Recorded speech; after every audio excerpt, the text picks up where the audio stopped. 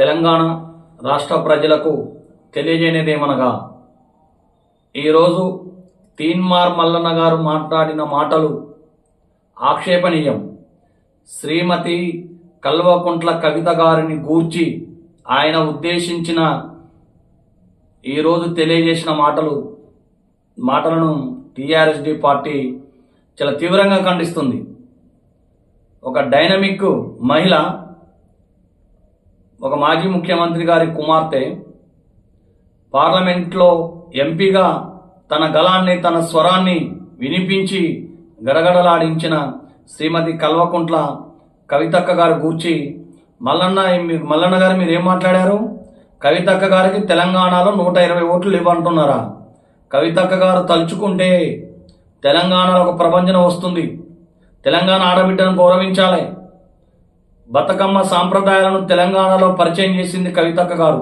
అంతకుముందు ఈ బతుకమ్మ సంబరాలు నామమాత్రంగా ఉండేవి. అటువంటి కవితక్క గారు గురించి ఒక ఆడబిడ్డ గూర్చి మాట్లాడడానికి మీకు ఎట్లా మనసు వచ్చింది? నువ్వు తెలంగాణ రాజ్యాధికార పార్టీ పెట్టినప్పుడు నీ పార్టీని నువ్వు చూసుకోవాలి. కానీ ఒక ఆడబిడ్డ గురించి ఈ విధంగా మాట్లాడడం అనేది మంచి పద్ధతి కాదు. మీరు బీజేపీతో అంటగాగారు, కాంగ్రెస్తో ఎమ్మెల్సీగా ఉన్నారు, వివిధ రాజకీయ పార్టీలు మారారు, దాన్ని ఎవరు తప్పుపట్టడం లేదు. కానీ మీరు ఉద్దేశపూర్వకంగా విలేకరులు అడిగినప్పుడు నో కామెంట్ అని చెప్పండి. తెలంగాణ ప్రజలు తిరగబడతారు. శ్రీమతి కల్వకుంట్ల కవితక్క గారు గూర్చి మీరు ఏమాత్రం మాట్లాడినా గ్రామాలలో కూడా తిరగనివ్వరు. టీఆర్ఎస్డి పార్టీ స్టేట్ ప్రెసిడెంట్గా నేను తెలియజేస్తున్నా. అయితే ఈరోజు దేవేంద్ర గౌడ్ గారి దగ్గర పిఏ చేసిన హరిశంకర్ గౌడ్, ఆయన స్థాయి ఎంత? కవితక్క గారిని తండ్రి రానివ్వలేదు, కవితక్క గారిని అన్న రానిలేదు, బావ బయటకు తోలేసిన మాట్లాడుతున్న కబద్దారు. కవితక్క గారు స్వతహా టాలెంటెడ్ గల ఉక్కు మహిళ.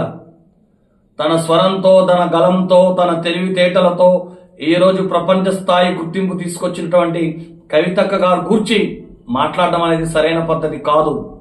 కవితక్క గారు గూర్చి మాట్లాడితే మేము తిరుగుబాటు చేస్తాం. టీఆర్ఎస్డి పార్టీ ప్రెసిడెంట్గా ఒక ఆడబిడ్డ తెలంగాణలో ఈరోజు ఒంటరి పోరాటం చేస్తున్నది.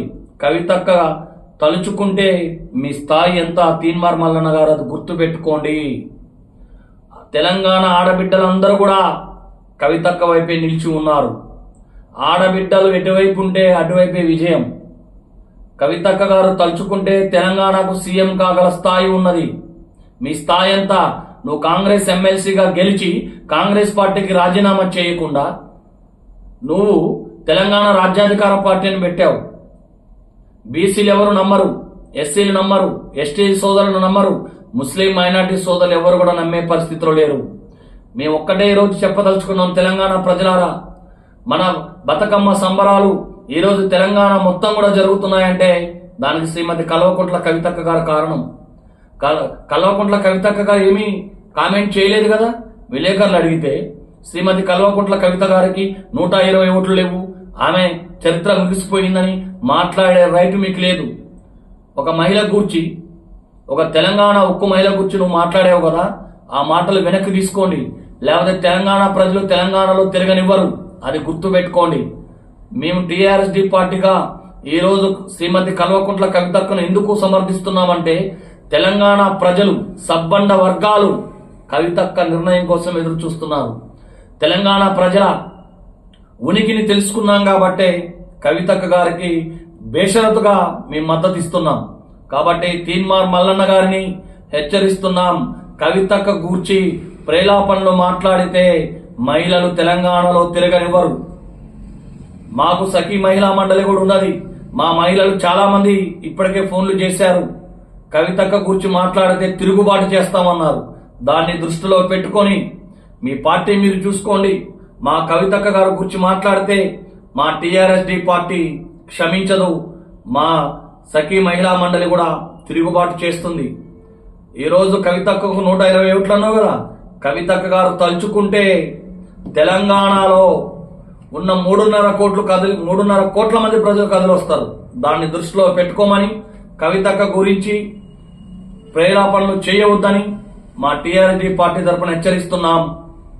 కవితక్క గారికి 120 ఓట్లు కాదు, నీకు 10 ఓట్లు కూడా రాని పరిస్థితి ఉంటుంది. ఏ ఎండక గొడుగు పట్టే నువ్వు, ఏ పార్టీకి పడితే ఆ పార్టీకి భజన పలికే నువ్వు దమ్ముంటే కాంగ్రెస్ ఎమ్మెల్సీకి రాజీనామా చేయి. నీ ఎంట ఒక్క సమర్థవంత నాయకుడు ఉన్నాడా? ఏదో అప్పుడు నిన్ను నమ్మారు, బీసీ వాదాన్ని పుచ్చుకున్నావు. ఈరోజు బీసీలను పక్కన పడేసి నువ్వేదో కవ్వింపు చర్యలుగా కవితక్క కూర్చి మాట్లాడితే కబద్దారని టీఆర్ఎస్ పార్టీ ప్రెసిడెంట్ గా హెచ్చరిస్తూ ఉన్నా.